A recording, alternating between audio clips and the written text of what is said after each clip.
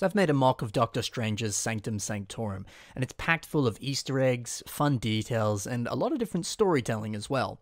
So let's talk about all these Easter eggs that I've included, and I'll also share some tips and advice for how you could make your own Sanctum Sanctorum as well. So let's go! Oh, and I've also hidden every single Infinity Stone somewhere in this mock, so see if you can find all 6 throughout the video.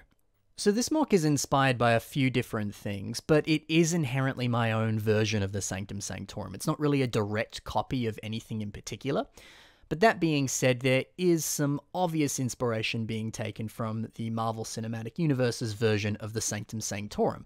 But as you can see from these images, it is fairly different in a few different ways, but I still took a few different notes from the color scheme and some of the other various displays and items that were lying around the Sanctum.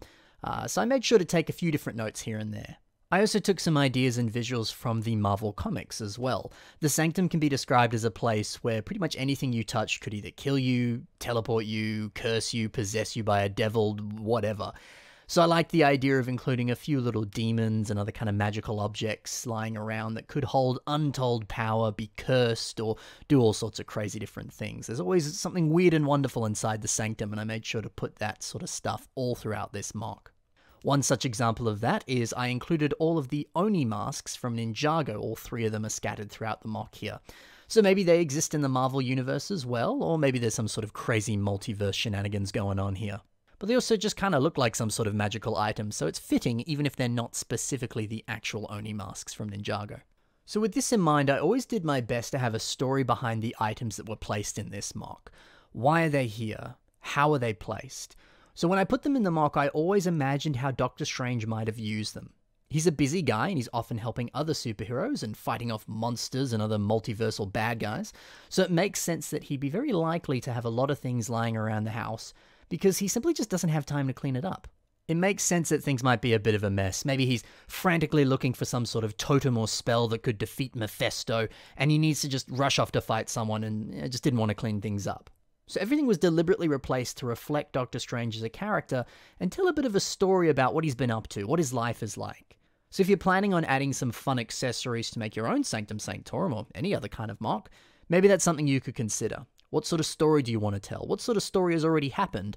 And who are the characters living in the space? And how do they treat the objects that they live with? Do they like things to be nice and ordered?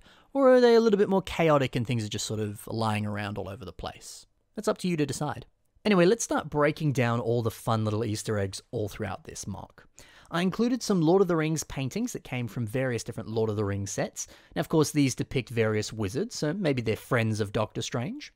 I also have a Niffler, and you know, it's a magical beast from the Harry Potter world, so it makes sense that he could be here as well. I've also included some Lord of the Rings maps, which are intended to just be sort of miscellaneous maps from different spell books or different things that Doctor Strange might have lying around. I also have some of these monster pages from some of the Nexo Knight books. Now, these seem pretty fitting to me for the Sanctum Sanctorum, pages that are maybe possessed by some sort of demon. Who knows, I think it's pretty cool. I also included this map as well as some of these maps as well. So these are from some of the Orient Expedition sets. Now, these were supposed to lead to various different golden treasures and things. So maybe Doctor Strange is also looking for some of these items, or he's just collected these maps for safekeeping. I also have a pirate portrait from Metalbeard's Sea Cow and some other Harry Potter posters. Another fun detail is this trident, which is a reference to Namor the Submariner from Marvel Comics. And these specific display cases were very heavily inspired by the ones that we see in the MCU Sanctum Sanctorum. I also have some Harry Potter ones, some cool crystals, as well as some weapons, which also includes an axe, which Doctor Strange often uses one in the comics. So already we've been seeing a lot of justification for why these pieces are included, or they just sort of fit within that wonderful, strange, magical realm of Doctor Strange. So we get an idea of what Doctor Strange has been up to, the treasures, the spells, the secrets that he's uncovered. It all just makes sense when you see it in this mock, doesn't it? We've also got some maps, some spell books as well, and also a newspaper here that mentions some spooky and strange monster sightings, which again kind of makes sense that Doctor Strange would look into that and have that lying around, because you know he wants to investigate a little bit further. We've also got a cheeky reference to LEGO Alpha Team, where we can see one of these crazy looking pieces, which could be some sort of ancient jar or a pot of sorts. I also have some Harry Potter books, which unfortunately LEGO doesn't make these specific Harry Potter books. These are sort of the classic books. We've got a new mold for books these days. I kind of prefer these older ones though, and they certainly fit very nicely on the bookshelf here. I also have a top hat here on the shelf because, well, I'm sure Doctor Strange needs to pull a rabbit out of a hat from time to time. Sort of just a bit of a reference to more kind of classic magic. And there's also a few other masks here and there as well, which came from various different minifigures. And, you know, these are also sort of more directly seen in that comic that I showed before, so a bit more of a direct reference there. I also included whatever this thing is from some of the older DC sets. I don't know, maybe Doctor Strange took this back with him after traveling to the DC universe. I don't know, it's up to you. Whatever story comes to mind, that's probably what it is. He has Davy Jones's heart on his desk, maybe another ingredient that he needs for some sort of crazy spell. We've also got this ancient headwear from Lord of the Rings, and a helmet from some of the Atlantis LEGO sets. I mean, hey, Atlanteans are a thing in the Marvel Universe. Prince Namor is the king of them after all, so it makes sense that this would be here, very justified in that sense. I also included one of these red diamonds from the Elves LEGO sets, sort of another magical item that Doctor Strange might have a bit of interest in.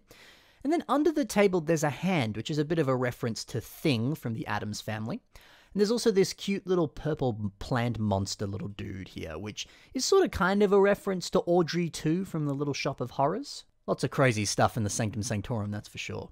Now, I think it's really important when you're adding in details like this to be really careful not to have too many things lying around, because sometimes when you do have too much lying around, you can be at risk of things looking a little bit too cluttered or messy or just kind of overwhelming. And I think it's really important to balance the empty space versus the occupied space, so that it's easy to kind of actually physically process everything you're seeing. Because as you look at it, sometimes it can be overwhelming. There's just too much there and you're like, I actually don't want to look at this. So having a nice balance of empty space is actually kind of important as well. Final few details now. We have a note about witches from a Fantastic Beasts minifigure. We have a werewolf poster from Monster Fighters, and much, much more. I'm sure there's a bunch that you noticed that I didn't cover here, because there's certainly a lot packed into this MOC. One other thing as well, I included Iron Fist, Luke Cage, and Jessica Jones down the bottom here, because I always enjoy seeing Doctor Strange helping other heroes out, so I wanted to tell a little bit of a story there. And I saw this as sort of a maybe subtle reference to the Marvel comic Shadowland, which is a comic where Daredevil is possessed by an actual devil, and all the Defenders have to team up to stop him. So maybe they're here to ask Doctor Strange to perform an exorcism on Daredevil. Who knows? So that's the majority of the details and stories that I've included in this MOC. Now let me show you a few quick instructions for how you could build some of the details in here. So here's a breakdown of how I built the large table at the top of this MOC here.